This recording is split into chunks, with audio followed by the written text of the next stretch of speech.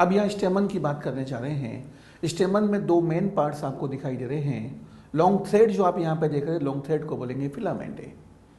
अपर Solan and जो आप देख रहे हैं ये एंथर है। इस एंथर के अंदर पोलन ग्रेन्स प्रेजेंट होते हैं, तो इसे फर्टाइल पार्ट मान लिया जाता है। एक टिपिकल एंथर में 2 लोब्स हमें देखने को मिलते हैं, तो एक टिपिकल एंथर बाइलोब्ड होता है। यदि हम फिलामेंट की बात करें तो फिलामेंट का लोअर एंड कहलाएगा प्रॉक्सिमल एंड फिलामेंट का अपर एंड कहलाएगा डिस्टल एंड।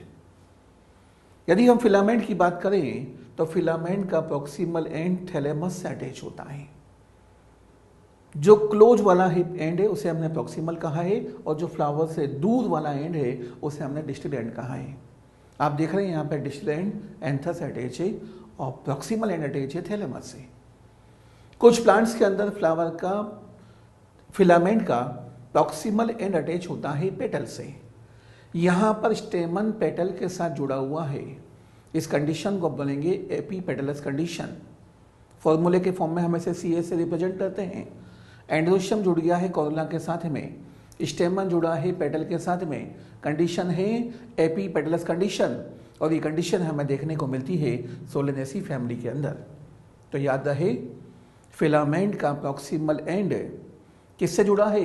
या तो थैलेमस से जुड़ा है या फिर पेटल से जुड़ा है। यहाँ पर हमने एक टिपिकल बाइलोब्ड एंथर का ट्रांसफर सेक्शन लिया है। हम यदि टिपिकल एंथर का ट्रांसफर सेक्शन लेते हैं तो ट्रांसफर सेक्शन में टिपिकल एंथर हमें दिखाई देता है टेट्रागोनल। ये आप देख रहे हैं एंथर में 2 लोब प्रेजेंट हैं। सपोज ये एंथर है, रजिस्टर को मैं एंथर मानते हुए चल रहा हूँ। इसमें 2 लोब आपको दिखाई दे रहे हैं, ये फर्स्ट लोब, ये सेकेंड लोब। बाइलोब्ड एंथर है। इसका यदि हम ट्रांसफर सेक्शन कट करते हैं तो ट्रांसफर सेक्शन में आपको ये दिखाई देंगे 2 लोब। ये आप देखिए, ये 2 लोब आपको दिखाई दे रहे हैं। इधर फर्स्ट लोब, इधर सेकंड लोब, इधर फर्स्ट लोब, इधर सेकंड लोब है। 2 लोब आपको क्लियर कट दिख रहे होंगे। ये ट्रांसफर सेक्शन में देख रहे हैं हम। फर्स्ट लोब के अंदर आपको दिखाई देंगे 2 पोलन सेक, सेकंड लोब में आपको दिखाई देंगे 2 पोलन सेक। फर्स्ट लोब में 2 पोलन सेक हैं, सेकंड लोब में 2 पोलन सेक हैं। इन पोलन सेक को थीका भी कहा जाता है। तो हम कह सकते हैं ईच लोब इज डाइथिकस। हर एक लोब में 2 थीका हैं, मीन्स 2 पोलन सेक हैं, तो हर एक लोब डाइथिकस है। फर्स्ट लोब में 2 थीका हैं, सेकंड लोब में 2 थीका हैं, तो हर एक लोब के अंदर 2-2 थीका प्रेजेंट हैं। ट्रांसफर सेक्शन में देख पा रहे हैं आप 2-2 थीका प्रेजेंट है यहाँ पे। इन पोलन सेक को शुरुआत में कहा जाता है माइक्रोस्पोरेंजियम। जब भी मैच्योर कंडीशन में होते हैं तो उन्हें माइक्रोस्पोरेंजियम कहा जाता है, और मैच्योर होने पर इन्हें पोलन सेक कह दिया जाता है। Microsporangium matures into the pollen sac. ये पॉइंट मैंने एनसीईआरटी का बोला है, एनसीईआरटी में क्लियर कट लिखा हुआ है। माइक्रोस्पोरेंजियम मैच्योर होने पर पोलन सेक में कन्वर्ट हो जाता है। Microsporangium matures into the pollen sac. शुरुआत में इसका नाम था माइक्रोस्पोरेंजियम, जो कि आपको सर्कुलर दिखाई दे रहा है। हम कह सकते हैं माइक्रोस्पोरेंजियम कैसा दिखाई दे रहा है? सर्कुलर। माइक्रोस्पोरेंजियम को मैच्योर होने पर हम बोलेंगे पोलन सेक है, और इसे ही थीका कह दिया जाता है। हर एक लोब में 2 थीका हैं। फर्स्ट लोब में 2 थीका, सेकंड लोब में 2 थीका हैं, तो हर एक लोब यहाँ पे डाइथिकस है। अगेन रिपीट कर रहा हूँ, मैंने ये एंथर लिया। एंथर में 2 लोब आपको दिखाए हैं। ट्रांसफर सेक्शन कट किया। ट्रांसफर सेक्शन में आपको 2 लोब दिख रहे होंगे। हर एक लोब में 2 थीका हैं। फर्स्ट लोब में 2 थीका, सेकंड लोब में 2 थीका हैं, हर एक लोब में 2 थीका हैं, तो हर एक लोब कैसा है? डाइथिकस है। टोटल 4 माइक्रोस्पोरेंजियम यहाँ पे आपको दिखाई दे रहे हैं। पूरे एंथर की बात करें तो कंप्लीट एंथर में 4 माइक्रोस्पोरेंजियम आपको देखने को मिलेंगे। तो हम कह सकते हैं कंप्लीट एंथर टेट्रास्पोरेंजिएट है। टेट्रा मीन्स 4 स्पोरेंजियम वाला है, 4 माइक्रोस्पोरेंजियम वाला है, तो बोलेंगे टेट्रास्पोरेंजिएट है। यहाँ पर शुरुआत में भरे हुए थे माइक्रोस्पोर, मैच्योर होने पर इन्हें बोलेंगे पोलन ग्रेन। माइक्रोस्पोरेंजियम में क्या बनेंगे? माइक्रोस्पोर बनेंगे, और जब ये मैच्योर हो जाएंगे तो उन्हें पोलन ग्रेन बोल देंगे। माइक्रोस्पोर को पोलन ग्रेन भी कह दिया जाता है। दोनों टर्म्स को सिनोनिमसली यूज कर लिया जाता है, लेकिन दोनों में माइनर सा डिफरेंस होता है। जब शुरुआत में स्ट्रक्चर बना है, यहाँ पे माइन्यूट सा स्ट्रक्चर है, माइक्रोस्पोर कह दिया गया। उस पर एक जाइन डेवलप हो जाए, मीन्स एक बोल लेयर डेवलप हो जाए, तो उसे पोलन ग्रेन कह दिया जाता है। विदाउट एक्जाइन का स्ट्रक्चर है, विदाउट वॉल लेयर का स्ट्रक्चर है, तो बोलेंगे माइक्रोस्पोर है। विद एक्जाइन है, विद वॉल लेयर है, तो बोलेंगे पोलन ग्रेन है। जैसे हमने यहाँ पे कहा माइक्रोस्पोरेंजियम को पोलन सेक भी कह दिया जाता है। इन दोनों टर्म्स को भी सिनोनिमसली यूज कर लिया जाता है, लेकिन दोनों के अंदर माइनर सा डिफरेंस है। शुरुआत में इमेच्योर कंडीशन में इसका नाम दिया था हमने माइक्रोस्पोरेंजियम, जो कि आपको सर्कुलर फॉर्म में दिखाई दे रहा है, गोल सा दिख रहा है। लेकिन यही जब मैच्योर हो जाएगा तो इसे हम पोलन सेक बोलेंगे। तो पोलन सेक में क्या प्रेजेंट है? पोलन ग्रेन प्रेजेंट है। पोलन सेक में क्या प्रेजेंट है? पोलन ग्रेन प्रेजेंट है। माइन्यूट स्ट्रक्चर आप देख रहे हैं पोलन ग्रेन है। तो पोलन सेक के अंदर पोलन ग्रेन भरे हुए हैं, तो बहुत सारे लाखों पोलन ग्रेन्स पे प्रेजेंट होते हैं। तो पोलन सेक पोलन ग्रेन से भरा हुआ फील्ड स्ट्रक्चर होता है, ध्यान रहे। ये 2 पॉइंट आपको बहुत अच्छे से याद रखने, 2 पॉइंट एनसीईआरटी के हैं। First point, in transverse section anther appears tetragonal means 4 sided. In transverse section microsporangium appears circular.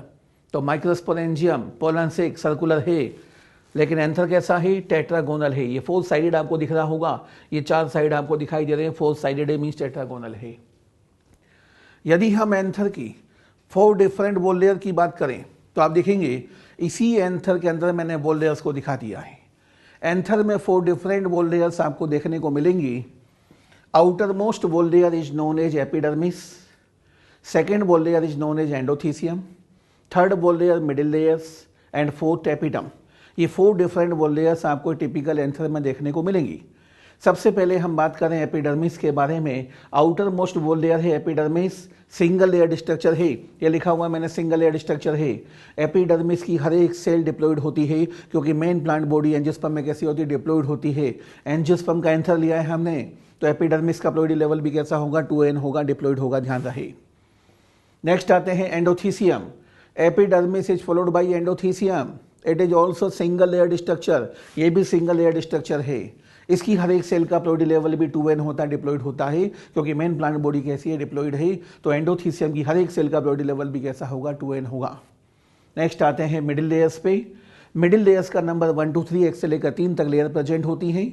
Middle layers की हर एक सेल का प्लॉइडी लेवल भी कैसा होगा? 2n होगा, डिप्लॉयड होती हैं, क्योंकि मेन प्लांट बॉडी एंजियोस्पर्म में कैसी है? डिप्लॉयड है। तो मिडिल लेयर्स की हर एक सेल भी डिप्लॉयड होती है। नेक्स्ट आते हैं टेपिटम। टेपिटम भी सिंगल लेयर्ड स्ट्रक्चर, ध्यान रहे। तो 3 सिंगल लेयर्ड स्ट्रक्चर आपको दिखाई देंगी। Epidermis single layered, endothecium single layered, tapetum single layered. तो सब इनर मोस्ट वॉल लेयर कौन सी हो गई? टेपिटम हो गई। टेपिटम की सेल शुरुआत में डिप्लॉयड होती हैं, लेकिन बाद में पॉलीप्लॉयड हो जाती हैं, प्लॉइडी लेवल बढ़ जाता है। डिप्लॉयड से ज़्यादा प्लॉइडी लेवल हो जाएगा तो उसे बोलेंगे पॉलीप्लॉयड हो जाएगा सब। तो शुरुआत में सेल से डिप्लॉयड हैं मीन्स 2n है, और ploidy level 4n 6n 8n यदि हो जाए तो उसे बोलेंगे सेल्स हो गई हैं पॉलीप्लॉइड। तो शुरुआत में टेपिटम की सेल डिप्लॉयड होती हैं, बाद में ये सेल्स पॉलीप्लॉइड हो जाती हैं एंडोमाइटोसिस होने की वजह से। सेंटर में अभी हमने कहा यहाँ पर पोलन ग्रेन प्रेजेंट होते हैं, लेकिन पोलन ग्रेन बनने से पहले शुरुआत में यहाँ टिश्यू प्रेजेंट होता है, और टिश्यू को नाम दिया जाता है स्पोरोजेनस टिश्यू।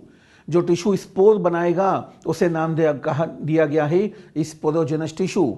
स्पोर फॉर्म करने वाला टिश्यू कौन सा है? स्पोरोजेनस टिश्यू है।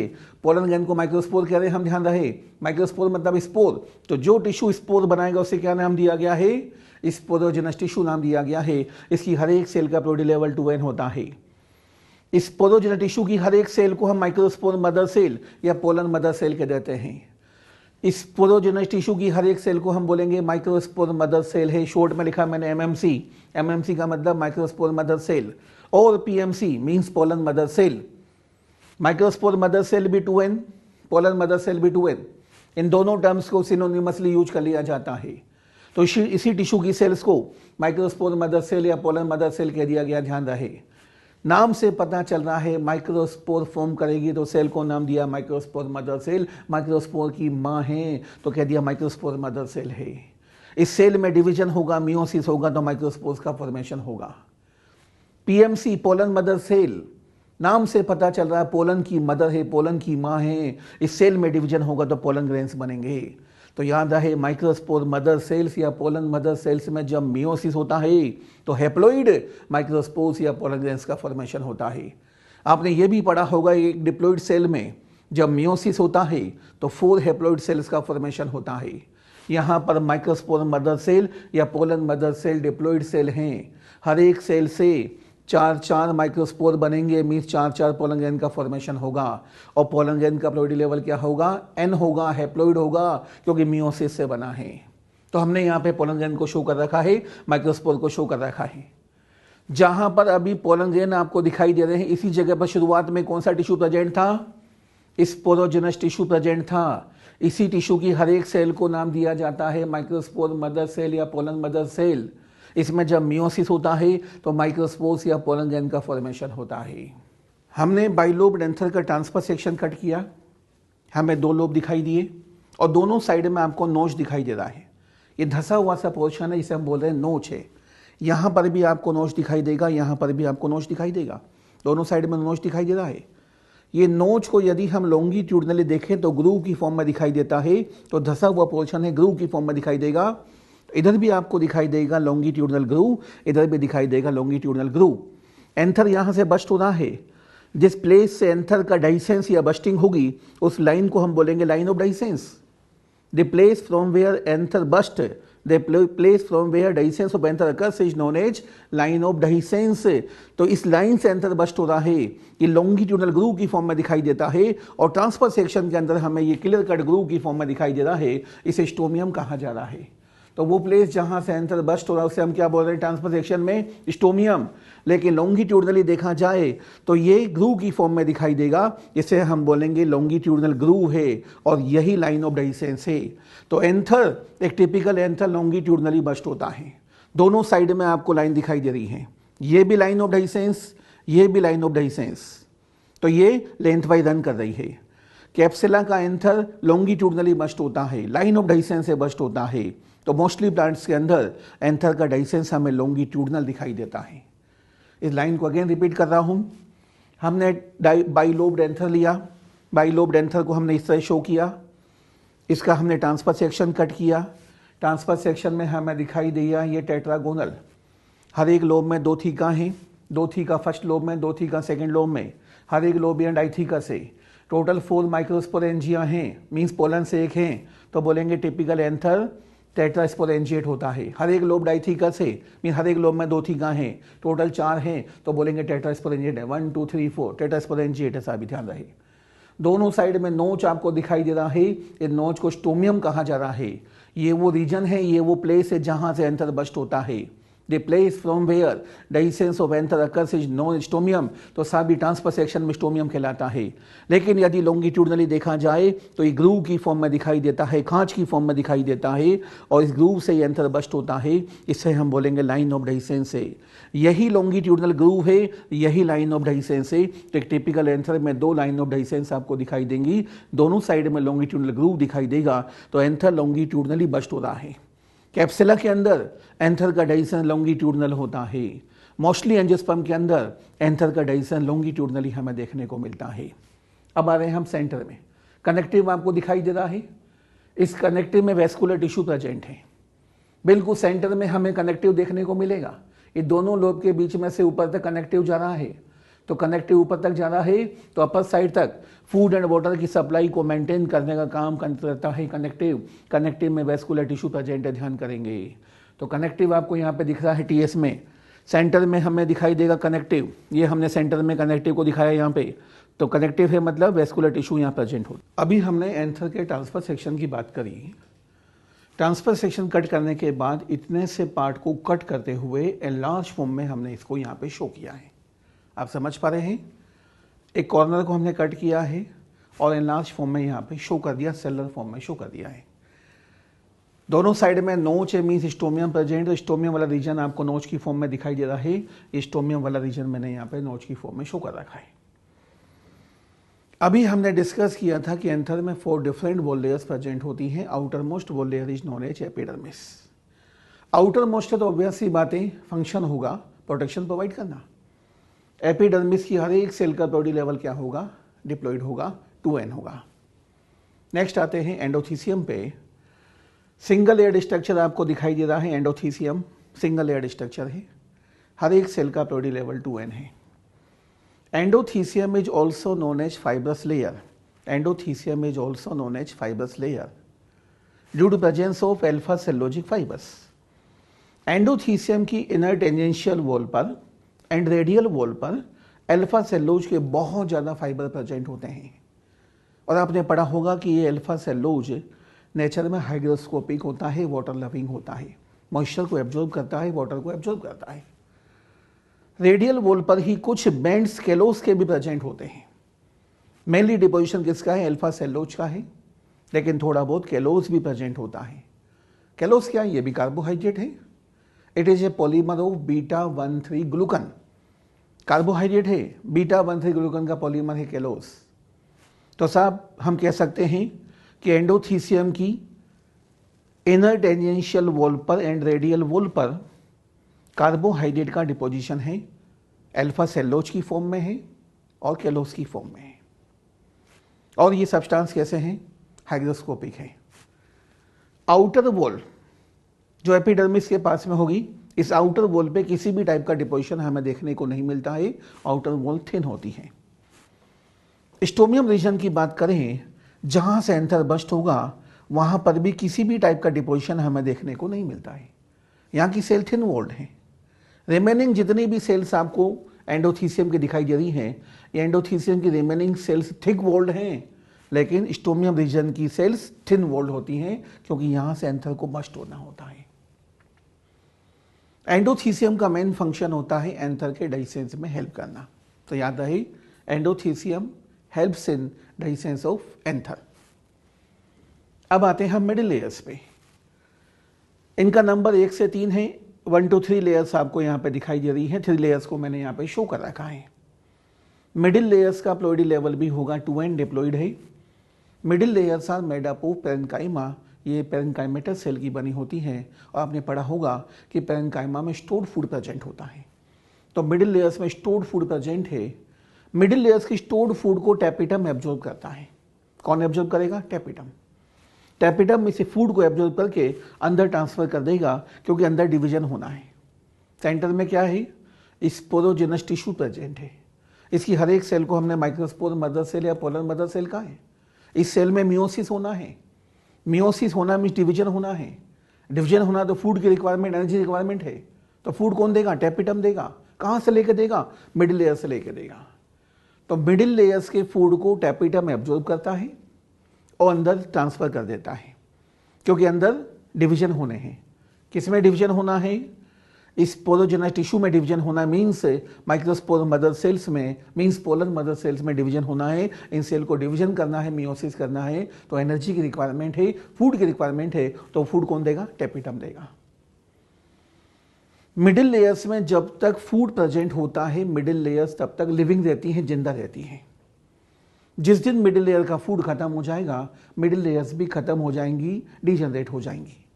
तो मिडिल लेयर्स के फूड को टैपिटम बहुत जल्दी ही शुरुआत में एब्जॉर्ब कर लेता है। तो मिडिल लेयर शुरुआत में डिजनरेट हो जाती है। यदि हम एक मैच्योर एंथर की बात करें, मैच्योर एंथर मतलब जिसमें पोलन ग्रैंड बन चुके हैं, यदि हम एक मैच्योर एंथर की बात करें तो मैच्योर एंथर में मिडिल लेयर्स हमें देखने को नहीं मिलेंगी, क्योंकि मिडिल लेयर डिजनरेट हो चुकी होंगी। क्यों डिजनरेट हो गई? क्योंकि उसके फूड को टैपिटम ने एब्जॉर्ब कर लिया है और मिडिल लेयर को खत्म कर दिया है। अब आते हैं हम टैपिटम पे। Tapetum is also known as main nutritive layer. इसे मेन न्यूट्रिटिव लेयर कहा जाता है। ये एंजाइम का सिक्रीशन भी करता है, हार्मोन का सिक्रीशन भी करता है, न्यूट्रिशन दे रहा है साहब। तो मेन न्यूट्रिटिव लेयर कह दिया जाता है। टैपिटम की हर एक सेल में शुरुआत में न्यूक्लियस जितने भी होते हैं सब होते हैं डिप्लॉइड, लेकिन बाद में हो जाते हैं पॉलीप्लॉइड है। अब यहाँ टैपिटम को देखें, टैपिटम सिंगल लेयर्ड स्ट्रक्चर की फॉर्म में शो कर रखा है। यहाँ पे सिंगल लेयर्ड स्ट्रक्चर है और टैपिटम की हर एक सेल में मैनी न्यूक्लियाई आपको दिखाई दे रहे हैं। बहुत सारे न्यूक्लियस हैं, मैनी न्यूक्लियाई प्रेजेंट है यहाँ पे। शुरुआत में टैपिटम की सेल में सिंगल न्यूक्लियस था, लेकिन बाद में मैनी न्यूक्लियस हो जाते हैं। न्यूक्लियर डिवीजन होने की वजह से न्यूक्लियस का नंबर इसमें बढ़ जाता है। अभी हम डिस्कस करेंगे न्यूक्लियर डिवीजन को। हमने अभी कहा टैपिटम की सेल शुरुआत में डिप्लॉइड होती है, लेकिन बाद में पॉलीप्लॉइड हो जाती है। पॉलीप्लॉइड होने का रीजन क्या है? एंडोमाइटोसिस। उसे भी हम डिस्कस करेंगे। तो सब एंथर में 4 डिफरेंट बॉल लेयर्स आपको दिखाई दे रही हैं, epidermis, endothecium, middle layers and tapetum. Centre में कौन सा टिश्यू भरा हुआ है? वो टिश्यू है स्पोरोजेनस टिश्यू। ये टिश्यू स्पोर फॉर्म करेगा, माइक्रोस्पोर फॉर्म करेगा, इसलिए नाम दिया गया स्पोरोजेनस टिश्यू है। इस टिश्यू की हर एक सेल को कहा जाता है माइक्रोस्पोर मदर सेल या पोलन मदर सेल। इस सेल में डिवीजन होता है तो माइक्रोस्पोर बनते हैं, पोलन बनते हैं। यहाँ तक सारे पॉइंट क्लियर हैं। अब बात करने जा रहे हैं हम टैपिटम के बारे में। यहाँ पर मैंने टैपिटम की सिंगल सेल को अलग से निकाल के दिखा रखा है। टैपिटम की हर एक सेल में शुरुआत में सिंगल न्यूक्लियस प्रेजेंट होता है, तो हम कह सकते हैं initially each cell of tapetum is uninucleated.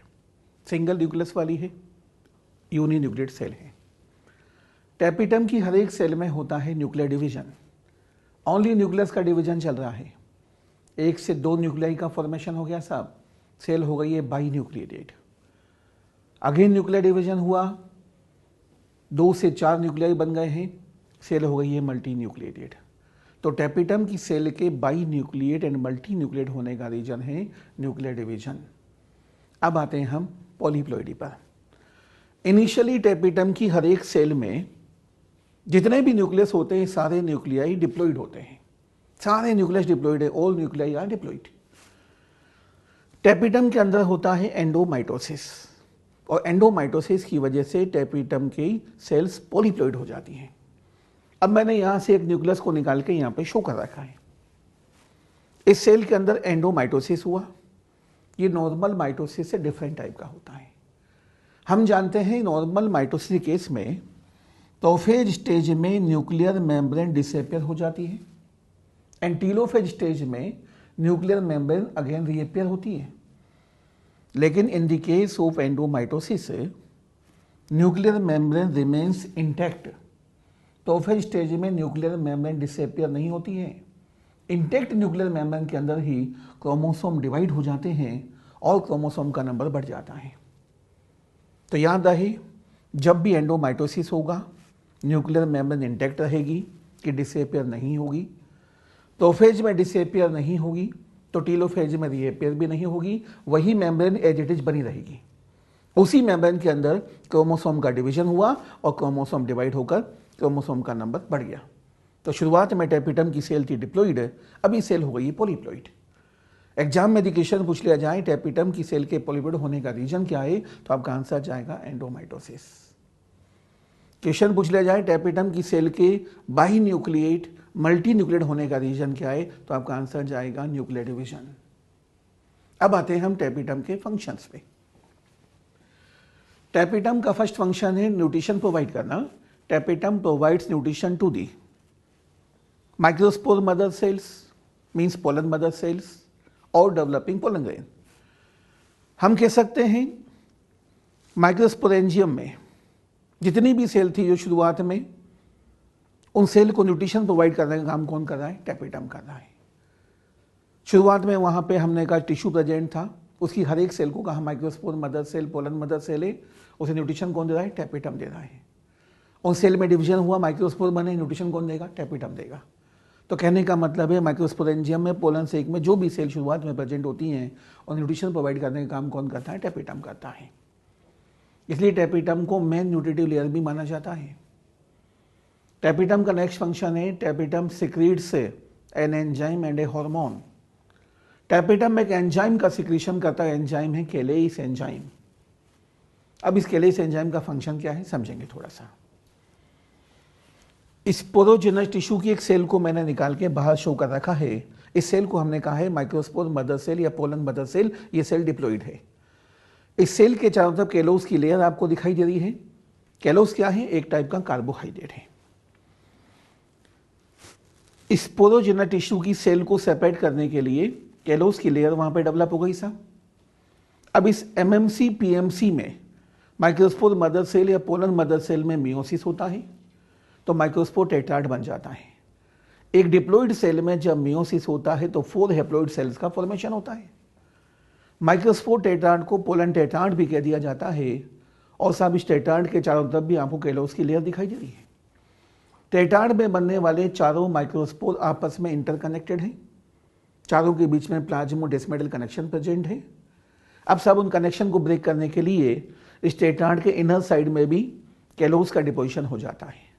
केलोस ने क्या किया, साइटोप्लाज्मिक कनेक्शन को ब्रेक कर दिया है, लेकिन चारों सेल को केलोस ने जोड़ के रखा हुआ है। These cells are internally disconnected, but externally these cells are attached with each other with the help of केलोस। चारों सेल आपस में जुड़ी हुई हैं केलोस की हेल्प से, लेकिन ये इंटरनली डिस्कनेक्टेड हैं। अब साहब इस केलोस को डिजोल्व करना पड़ेगा। इस केलोस को डिजोल्व करने के लिए अब टेपिटम केलेस एंजाइम का सिक्रीशन करता है। जब microspore tetrad pollen tetrad mature हो जाते हैं तो जाके केलेस एंजाइम का सिक्रीशन होता है। कौन सिक्रेट कर रहा है? टेपिटम सिक्रेट कर रहा है। केलेस एंजाइम डिजोल्व करेगा केलोस को। केलोस कार्बोहाइड्रेट के डिजोल्व होते ही चारों माइक्रोस्पोर सेपरेट हो जाते हैं। तो याद रहे केलेस एंजाइम का फंक्शन है केलोस को डिजोल्व करना। जैसे आप जानते हैं पैक्टिनेज एंजाइम डिजोल्व करता है पैक्टिन को, सेलुलेज एंजाइम डिजोल्व करता है सेलुलोज को, ऐसे ही केलेस एंजाइम डिजोल्व करेगा केलोस को। याद रहे ये केलेस एंजाइम प्रोटीन नेचर का है और ये केलोस जो है केलोस ये एक टाइप का कार्बोहाइड्रेट है। It is A polymer of beta 1 3-ग्लूकान। तो दोनों में डिफरेंस है। केलेस एंजाइम प्रोटीन नेचर का है और केलोस क्या है? कार्बोहाइड्रेट है। तो केलेस एंजाइम ने केलोस की लेयर को डिजोल्व कर दिया है, चारों माइक्रोस्पोर को सेपरेट कर दिया है। यही माइक्रोस्पोर आगे चल के मैच्योर हो जाएंगे और पोलन ग्रेन में कन्वर्ट हो जाएंगे। यहाँ तक का प्रोसेस समझ में आ रहा है? पूरा क्लियर है? टेपिटम ने केलेस एंजाइम का सिक्रीशन किया है। इस केलेस ने केलोस को डिजोल्व करके चारों माइक्रोस्पोर को सेपरेट कर दिया है। अब एग्जाम में क्वेश्चन पूछेगा कि माइक्रोस्पोर टेट्राड या पोलन टेट्राड का हैप्लॉइडी लेवल क्या होगा, तो आपका आंसर जाएगा N, हैप्लॉइड। आप चारों को जोड़ के नहीं बोलेंगे कि 4N हो गया, नो, हैप्लॉइड है, क्योंकि यहाँ पे हर एक सेल का हैप्लॉइडी लेवल N है। तो हर एक सेल के अंदर न्यूक्लियस को देखा जाता है, तो यहाँ पे हर एक न्यूक्लियस हैप्लॉइड है, तो हर एक सेल का हैप्लॉइडी लेवल कैसा होगा? N होगा। MMC PMC का पूछेगा microspore mother cell pollen mother cell का हैप्लॉइडी लेवल, तो आपका आंसर जाएगा 2N, ये डिप्लॉइड है। मियोसिस हुआ, 4 हैप्लॉइड सेल्स का फॉर्मेशन हो गया। केलेस एंजाइम आया, डिजोल्व कर दिया केलोस को, चारों को सेपरेट कर दिया और 4 हैप्लॉइड माइक्रोस्पोर का फॉर्मेशन हो गया, जो कि आगे चल के पोलन ग्रेन में कन्वर्ट हो जाएंगे। NCERT में एक लाइन है, as the each cell of sporogenous tissue is capable of giving rise to the microspore tetrad, so each one is a potential pollen mother cell और potential microspore mother cell. It means sporogenous tissue की हर एक cell में meiosis होने की वजह से एक टेट्राड बना है, इसलिए इसकी हर एक सेल को माइक्रोस्पोर मदर सेल या पोलन मदर सेल कहा गया है। और आप देख भी रहे हैं यहाँ पे जो सेल ली है स्पोरोजिनस टिश्यू की सेल को हमने लिया है और इसी सेल को हमने कहा है माइक्रोस्पोर मदर सेल या पोलन मदर सेल है। तो इस सेल को हमने पोटेंशियल माइक्रोस्पोर मदर सेल या पोटेंशियल माइक्रोस्पोर मदर सेल या पोटेंशियल पोलन मदर सेल कहा है, क्योंकि हर एक सेल में माइक्रोस्पोर टेट्राड बनाने की पोटेंशियल एबिलिटी प्रेजेंट है, इसलिए इसे पोटेंशियल माइक्रोस्पोर मदर सेल या पोटेंशियल पोलन मदर सेल कह दिया गया है। टेपिटम के नेक्स्ट फंक्शन पे आते हैं, सिक्रीशन ऑफ स्पोरोपोलेनिन। टेपिटम का नेक्स्ट फंक्शन है टेपिटम सिक्रीट्स स्पोरोपोलेनिन। अब साहब ये क्या होता है समझेंगे। It is A polymer of carotenoid, ये कैरोटिनॉइड का पॉलीमर है और जितने भी कैरोटिनॉइड्स होते हैं लिपिड नेचर के होते हैं, तो स्पोरोपोलेनिन का नेचर कैसा है? लिपिड नेचर का है। It is A fatty substance. It is non biodegradable organic material. अभी तक दुनिया में ऐसा कोई एंजाइम नहीं हुआ है जो इसे डिग्रेड कर सके। तो स्पोरोपोलेनिन बहुत ही गजब का रेजिस्टेंट मटेरियल है। It is water resistant, it is temperature resistant, it is UV resistant, ultraviolet resistant है, it is microbial resistant, it is acid resistant, it is alkali resistant. दुनिया में ऐसा कोई एंजाइम नहीं हुआ है जो इसे डिग्रेड कर सके। No enzyme can degrade sporopollenin. तो गजब का रेजिस्टेंट मटेरियल है। अभी कहाँ होता है? यदि हम पोलन ग्रेन की बात करें तो पोलन ग्रेन पे 2 वॉल लेयर्स प्रेजेंट होती हैं। Outer wall layer is known as exine while inner wall layer is known as intine. Microspore पर एक्जाइन डेवलप होने के बाद उसे हमने पोलन ग्रेन कहा है, ध्यान रहे। विदाउट एक्जाइन का है तो माइक्रोस्पोर है, विद एक्जाइन है तो हमने कह दिया पोलन ग्रेन में कन्वर्ट हो गया है। दोनों में माइनर सा डिफरेंस है, लेकिन फिर भी इन दोनों टर्म्स को सिनोनिमसली यूज किया जाता है। माइक्रोस्पोर को ही पोलन ग्रेन कह दिया जाता है, इसलिए कहा जाता है कि माइक्रोस्पोर मैच्योर होने पर पोलन ग्रेन में कन्वर्ट हो जाता है, लेकिन फिर भी इन दोनों टर्म्स को सिनोनिमसली यूज कर लिया जाता है। माइक्रोस्पोर को पोलन ग्रेन कह दिया जाता है, लेकिन माइनर सा डिफरेंस आपको समझ में आ गया होगा विदाउट एक्जाइन का स्ट्रक्चर है तो माइक्रोस्पोर है, विद एक्जाइन है तो पोलन ग्रेन है। तो साहब इस पोलन ग्रेन पे 2 बॉल लेयर्स आपको दिखाई दे रही हैं, outer wall layer exine, inner wall layer intine. Exine is made up of mainly sporopollenin while intine is made up of pectocellulose. अब इस पोलन ग्रेन में 3 जर्म पोर्स आपको दिखाई दे रहे हैं। जर्म पोर वो रीजन्स होते हैं जहां से पोलन ट्यूब निकल के बाहर आ सकती है। यही इंटाइन पोलन ट्यूब की फॉर्म में निकल के बाहर आ जाएगा। जहां पे जर्म पोर प्रेजेंट होता है वहां पर एक्जाइन यूजुअली एब्सेंट होता है। यदि एक्जाइन प्रेजेंट होगा भी सही तो थिन लेयर की फॉर्म में प्रेजेंट होगा। तो ये 3 जर्म पोर आपको यहाँ पे दिखाई दे रहे हैं। ये एपर्चर है, पोर है, इन्हें जर्म पोर कहा जा रहा है। किसी भी जर्म पोर से पोलन ट्यूब निकल के बाहर आ सकती, ध्यान रहे। डाइकोट के पोलन ग्रेन में 3 जर्म पोर्स प्रेजेंट होते हैं, तो डाइकोट के पोलन ग्रेन्स होंगे ट्राइकोलपेट। कैप्सुला के पोलन ग्रेन में 3 जर्म पोर हैं, कैप्सुला डाइकोट है, तो कैप्सुला का पोलन ग्रेन हो गया ट्राइकोलपेट। मोनोकोट के अंदर पोलन ग्रेन में सिंगल जर्म पोर प्रेजेंट होता है, तो मोनोकोट का पोलन ग्रेन कहलाएगा मोनोकोलपेट है। ये जो एक्जाइन आप देख रहे हैं स्पोरोपोलेनिन का बना है, जो कि बहुत ही रेजिस्टेंट मटेरियल का बना हुआ है। आप 1000 साल तक पोलन ग्रेन को सोइल में दबा के रख दो, एक्जाइन खराब नहीं होगा। इसलिए हजारों साल बाद भी पोलन ग्रेन फॉसिल में प्रिजर्व फॉर्म में मिल जाते हैं। और जहाँ फॉसिल पोलन मिलते हैं वहाँ तेल के कुओं की खुदाई की जाती है।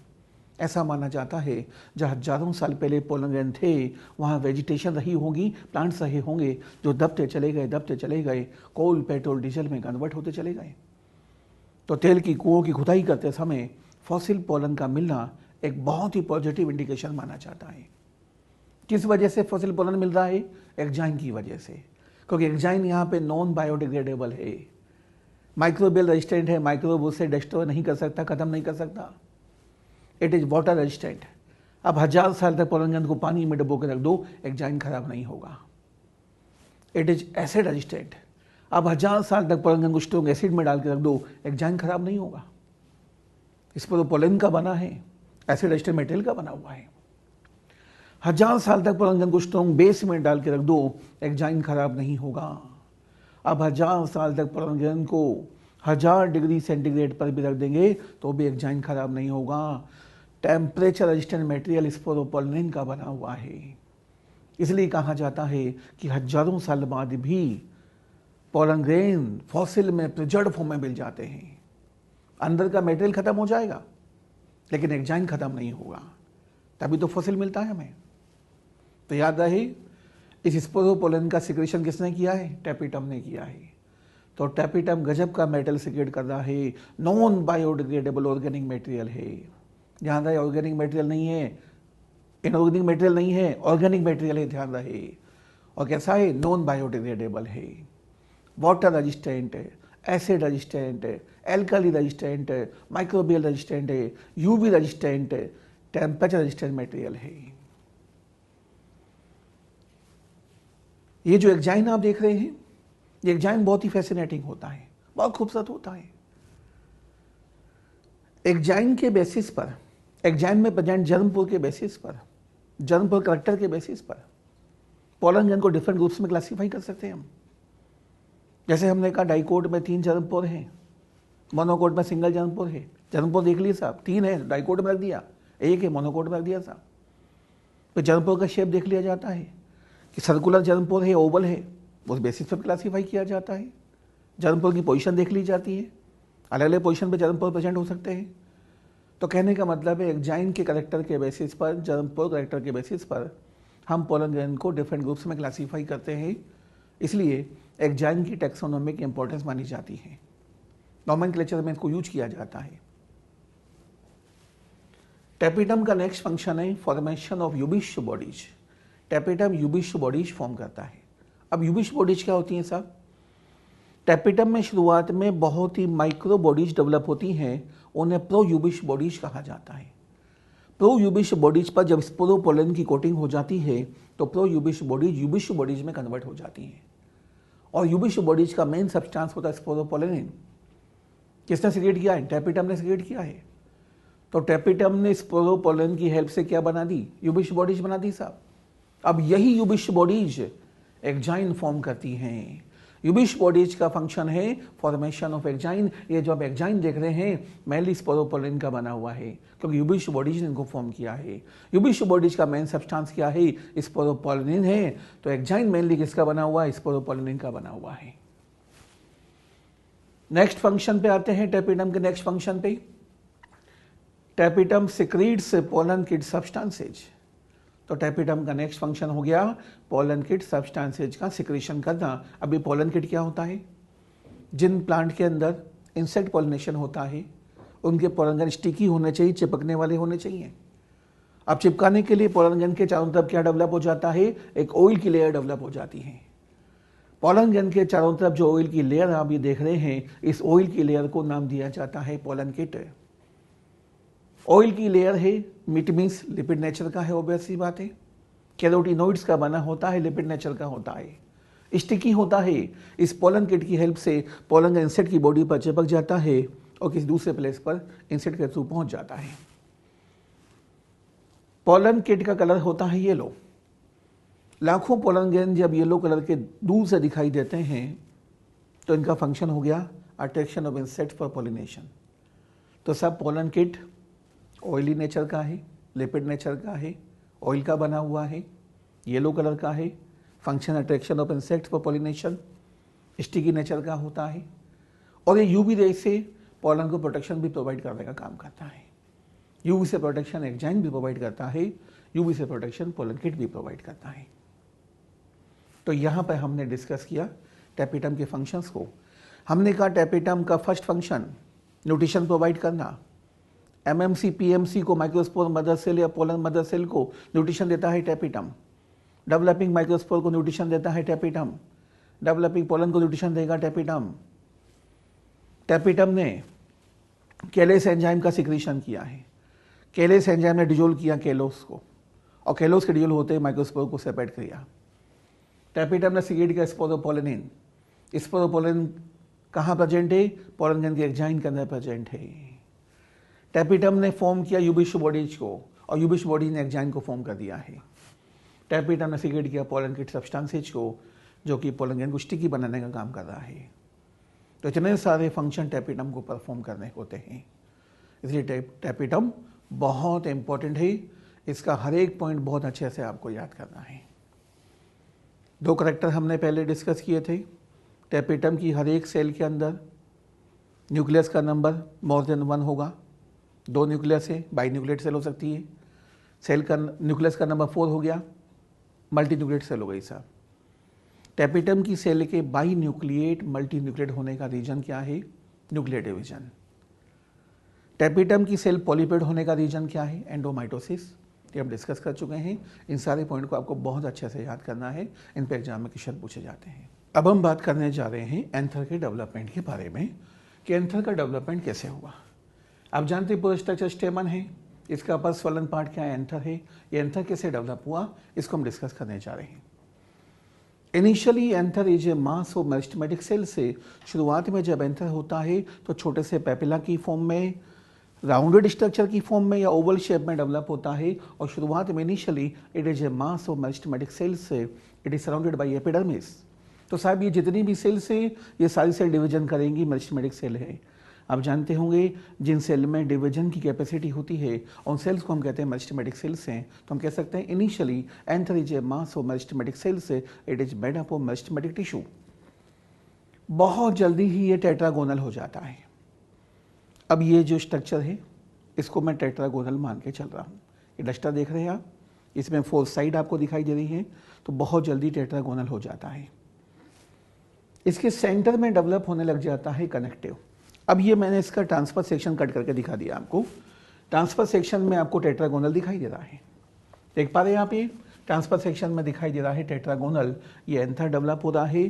शुरुआत में मेरिस्टेमेटिक सेल्स का एक मास था, राउंडेड या ओवल शेप का डेवलप हुआ, बहुत जल्दी कैसा हो गया? टेट्रागोनल हो गया और ट्रांसफर सेक्शन में हमने टेट्रागोनल को शो कर दिया है। सेंटर में क्या डेवलप होगा? कनेक्टिव डेवलप होगा। तो हमने सेंटर में कनेक्टिव को शो कर दिया है, वेस्कुलर टिश्यू डेवलप होना स्टार्ट हो गया है, कनेक्टिव को शो कर रखा है। आउटर साइड में एपिडर्मिस को शो कर रखा है हमने। एपिडर्मिस के नीचे जितनी भी मेरिस्टेमेटिक सेल्स हैं इन सारी सेल्स की पोजीशन को हम हाइपोडर्मल पोजीशन मानेंगे।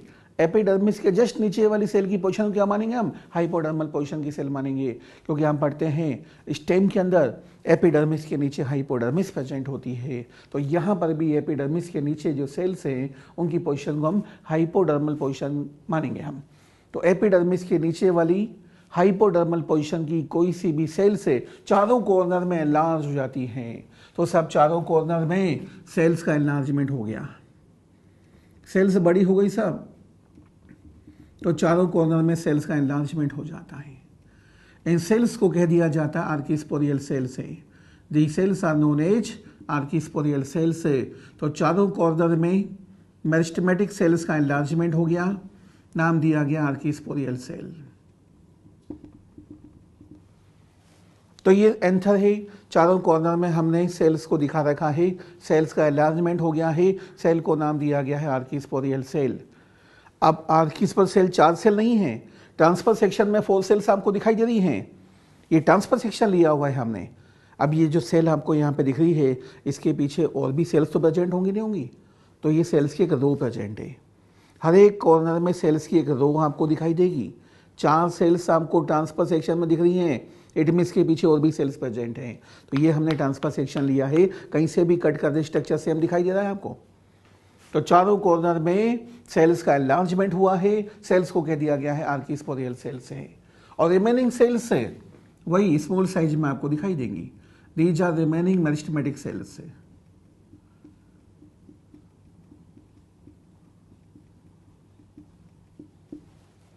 Each archisporial cell divides by periclinal division to form upper small primary parietal cell and lower large primary sporogenous cell।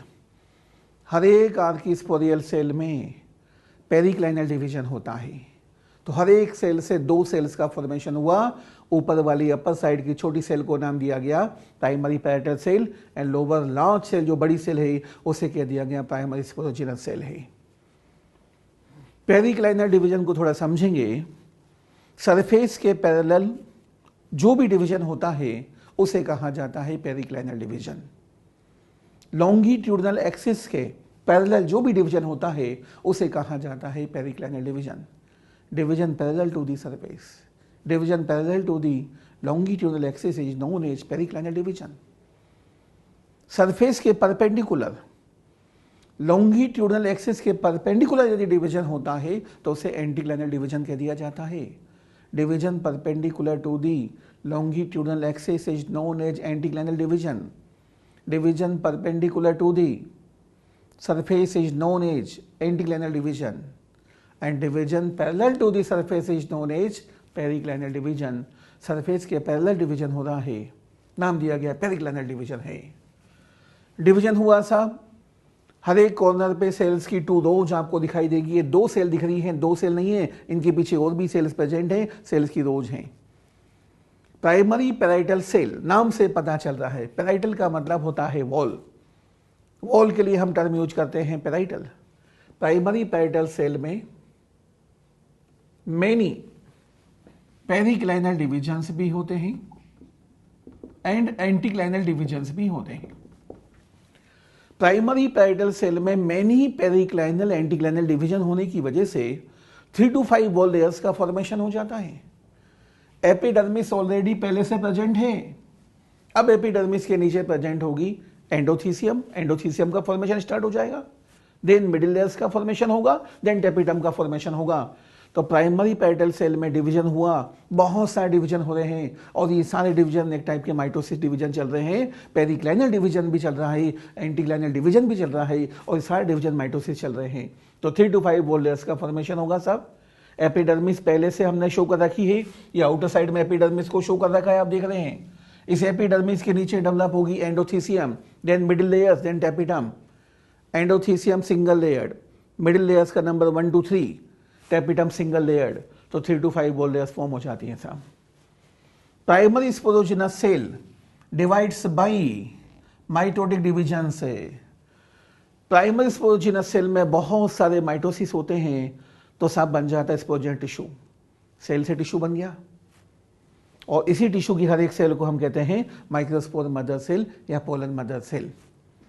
अपलोइड level की बात की जाए, मेरिस्टेमेटिक सेल यहाँ पर जितनी भी आपको दिखाई दे रही हैं ये सारी सेल डिप्लॉइड हैं, क्योंकि मेन प्लांट बॉडी कैसे डिप्लॉइड है।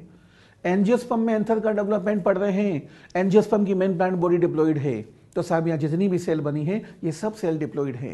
एपिडर्मिस भी डिप्लॉइड है। आर्किस्पोरियल सेल, हमने कहा चारों कॉर्नर में सेल का एनलार्जमेंट हुआ, मेरिस्टेमेटिक सेल एनलार्ज हो गई हैं, ये सेल भी डिप्लॉइड है। Meristematic cell and diploid cell है। इस सेल में डिवीजन हुआ पेरिक्लाइनल, जो कि एक टाइप का माइटोसिस है। हर एक सेल से दो सेल बनी है, upper primary cell, lower primary sporogenous cell, वो सेल्स आर डिप्लॉइड। माइटोसिस हुआ ऐसा। प्राइमरी पेटल सेल से फॉर्म हुई है wall layers, endothecium diploid, middle layer diploid. Tapetum की हर एक सेल शुरुआत में डिप्लॉइड थी, लेकिन बाद में पॉलीप्लॉइड हो गए एंडोमाइटोसिस की वजह से। प्राइमरी स्पोजिनस सेल में मैनी माइटोसिस हो रहे हैं साहब, टिश्यू बन रहा है, डिप्लॉइड टिश्यू बना है। इसकी हर एक सेल को हम माइक्रोस्पोर मदर सेल या पोलन मदर सेल, ये सेल भी डिप्लॉइड है। तो यहां पे एंथर का डेवलपमेंट पूरा होता है। हम ये भी डिस्कस कर चुके हैं, ईच माइक्रोस्पोर मदर सेल और pollen mother cell divides by meiotic division to form pollen tetrad और माइक्रोस्पोर टेट्राड। अब साहब इस सेल में डिवीजन होगा, पोलन टेट्राड बनेगा या माइक्रोस्पोर टेट्राड बनेगा। उस प्रोसेस को हम बोलेंगे microsporogenesis. Formation of microspore from microspore mother cell is known as microsporogenesis.